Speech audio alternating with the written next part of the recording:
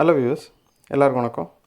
நாம் இந்த வீடியோவில் 4th November 2025 மார்க்கெட் அப்டேட்டை பார்க்கலாம். அப்புறம் ஸ்டாக்ஸில் எல்லாம் டாப் கெய்னர்ஸ், எல்லாம் டாப் லூசர்ஸ், கோல்டு எதுக்காக விழுந்துச்சு, இந்த எல்லா டீட்டெயில்ஸும் நம்ம இந்த வீடியோவில் பார்க்கலாம். ஃபஸ்ட் வந்து மார்க்கெட் அப்டேட்டை பார்த்துடலாம். நிஃப்டி பார்த்திங்கன்னா 125 பாயிண்ட் வந்து விழுந்துருந்துச்சு. நிஃப்டி வந்து பார்த்திங்கன்னா 26,000 கிராஸ் பண்ணி ரொம்பவே ஸ்ட்ராங்காக இருந்துச்சு. இப்போ வந்து நல்ல வீழ்ச்சியை சந்திச்சு 25,500 கூட கிராஸ் பண்ணுற அளவுக்கு ரொம்ப இன்டென்சிட்டி வந்து ஃபாலில் வந்து காணப்படுது. ஸோ நிஃப்டி வந்து எதுக்காக இந்த அளவுக்கு விழுந்துட்டுருக்குதுன்னு பார்த்தோம் அப்படின்னா, முக்கியமாக குளோபல் கியூஸ் தான் காரணமாக இருக்குது.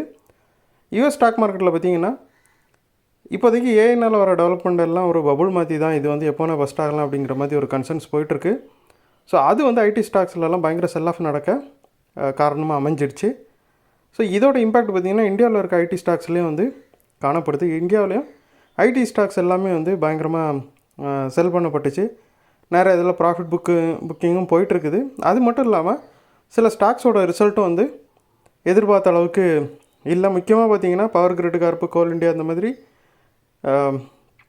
பப்ளிக் செக்டார் ஸ்டாக்ஸுமே வந்து கொஞ்சம் வீழ்ச்சியை வந்து சந்திச்சிட்ருக்குது, ஒழுங்கான ரிசல்ட் இல்லாததுனால. ஸோ இது எல்லாமே சேர்த்து நிஃப்டி வந்து ரொம்ப ப்ரெஷரில் வச்சதுனால நிஃப்டி வந்து இந்த அளவுக்கு வீழ்ச்சியை கொடுத்துருக்குது. அப்புறம் கோல்டு பார்த்திங்கன்னா ஒரு 61 பாயிண்ட் வந்து விழுந்து மறுபடியும் வந்து 4,000க்கு கீழே போயிடுச்சு. இன்டர்நேஷ்னல் மார்க்கெட்டில் ஒரு அவுன்ஸ் கோல்டோட ரேட்டு $3,946 இருந்துச்சு ஒரு அவுன்ஸு கோல்டு.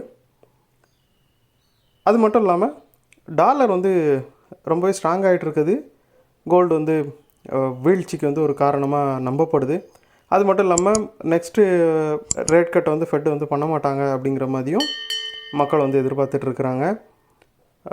மிகப்பெரிய பையரான சைனா பார்த்திங்கன்னா, அதாவது கோல்டு மார்க்கெட் வந்து சைனாவில் ரொம்பவே பெரியதாக இருக்குது. ஸோ அங்கே வந்து பார்த்திங்கன்னா சில டேக்ஸ் சேஞ்சஸை கொண்டு வந்திருக்காங்க. இந்த டேக்ஸ் சேஞ்சஸ்னால் அங்கே இருக்கிற டொமஸ்டிக் டிமாண்ட் வந்து கம்மியாகலாம், கோல்டுக்கான டிமாண்டு அப்படின்னு நம்பப்படுது. ஸோ இந்த அளவுக்கு பெரிய மார்க்கெட்டில் டிமாண்டு கம்மியானால் கண்டிப்பாக அது வந்து கோல்டோட விலையில் வந்து வீழ்ச்சியை கொடுக்குறதா இருக்கும். அது மட்டும் இல்லாமல் ரீசெண்டாக நல்லா ரேலி ஆனதுனால கோல்டில் ப்ராஃபிட் புக்கிங்கும் போயிட்டுருக்குது. அப்புறம் டாப் கெய்னர்ஸில் பார்த்திங்கன்னா ஃபஸ்ட் வந்து டைட்டன் கம்பெனி இருக்குது. 89 பாயிண்ட் வந்து ரேலி ஆகிருக்குது. டைட்டன் கம்பெனியோட Q2 ரிசல்ட் வந்து இருந்துச்சு. ஏர்னிங்ஸ் வந்து ரொம்பவே ஸ்ட்ராங்காக இருக்குது.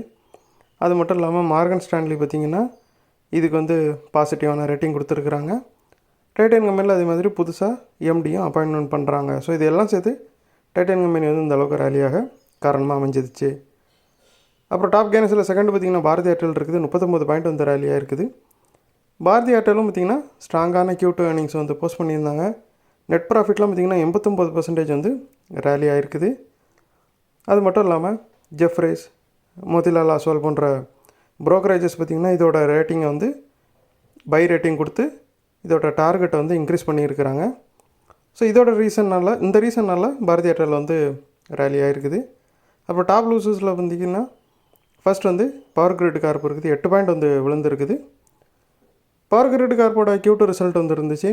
அது ரொம்ப வீக்காக இருந்துச்சு. நெட் ப்ராஃபிட் வந்து 6% வந்து விழுந்துருக்குது. ஸோ அதனால் இந்த ஸ்டாக் வந்து வீழ்ச்சி அடைஞ்சிருக்குது. அப்புறம் டாப் லூசஸில் செகண்ட் பார்த்திங்கன்னா கோல் இண்டியா இருக்குது. 11 பாயிண்ட் வந்து விழுந்துருக்குது. இதோட Q2 ரிசல்ட் வந்து இருந்துச்சு. நெட் ப்ராஃபிட் வந்து 30% வந்து விழுந்துருக்குது. அது மட்டும் இல்லாமல் இவங்க டிவிடெண்ட்டு அனௌன்ஸ் பண்ணியிருந்தாங்க. அதோட எக்ஸ் டேட்டும் பார்த்திங்கன்னா 4th November தான். ஒரு ஷேருக்கு வந்து 10.25 ருபீஸ் வந்து அவங்க டிவிடெண்ட் கொடுக்குறாங்க.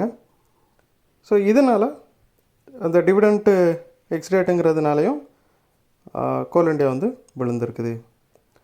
ஸோ இந்த வீடியோவில் நாங்கள் கொடுத்த இன்ஃபர்மேஷன்ஸ் எல்லாம் கண்டிப்பாக ஹெல்ப்ஃபுல்லாக இருந்திருக்கும். நான் நம்புறேன் இது உங்களோட ஃபியூச்சர் ட்ரேடிங் செஷனுக்கு கண்டிப்பாக ஹெல்ப் பண்ணும். இந்த வீடியோ உங்களுக்கு பிடிச்சிருந்துச்சுன்னா லைக் பண்ணுங்கள், ஷேர் பண்ணுங்கள், மறக்காம சேனலுக்கு சப்ஸ்கிரைப் பண்ணுங்கள். அப்படியே இந்த பெல் ஐகானை கிளிக் பண்ணிங்கன்னா டெய்லி அப்டேட்ஸ் தரோம் கிடைக்கும். தேங்க்ஸ் ஃபார் வாட்சிங். Keep supporting. நான் இன்னொரு வீடியோவில் உங்களை சந்திக்கிறேன். தேங்க்யூ.